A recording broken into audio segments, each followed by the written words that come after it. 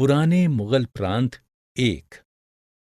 अवध, बंगाल और हैदराबाद 18वीं शताब्दी में प्रमुख क्षेत्रीय शक्तियों के रूप में उभरने वाले और मुगलों से स्वतंत्रता प्राप्त करने वाले तीन पुराने मुगल प्रांत थे। ये तीनों ही राज्य सादत खान अवध, मुर्शिद कुली खान बंगाल और आसफ जाह हैदराबाद जैसे उच्च मुगल अभिजातों द्वारा स्थापित किए गए थे, जो सूबेदार भी थे। सभी तीनों ही मुगल बादशाहों के बहुत अधिक भरोसेमंद मनसबदार थे। आसफ जाह और मुर्शिद कुली खान को 7,000 जात का दर्जा मिला हुआ था, जबकि सादत खान की जात का दर्जा 6,000 था।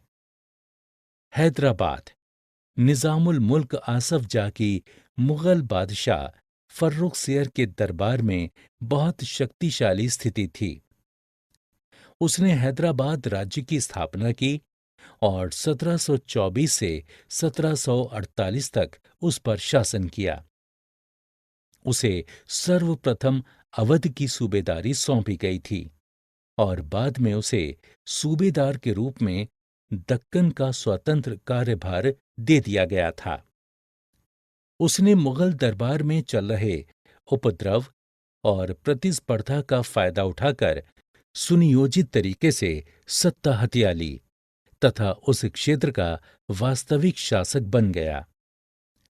आसफ जाह ने उत्तर से कुशल सैनिकों और अधिकारियों को अपनी प्रशासनिक सेवाओं में शामिल किया, जो दक्षिण में नए अवसर पाकर प्रसन्न थे। उन्होंने मनसबदार नियुक्त किए और जागीर दिए। उन्होंने मुगल सम्राट की सेवा की, लेकिन दिल्ली से किसी भी दिशा या हस्तक्षेप के बिना स्वतंत्र रूप से काम किया। पुराने मुगल प्रांत दो। मुगल बादशाह तो केवल निजामुल मुल्क आसफ जाह द्वारा लिए गए निर्णयों की पुष्टि कर दिया करते थे। हैदराबाद राज्य का पश्चिम की ओर मराठों के विरुद्ध निरंतर सशस्त्र संघर्ष चलता रहता था और पठारी क्षेत्र के तेलुगु सेना नायकों के साथ भी हैदराबाद युद्ध करने में सदा संलग्न रहता था। पूर्व दिशा में अंग्रेजों का प्रभुत्व बढ़ रहा था।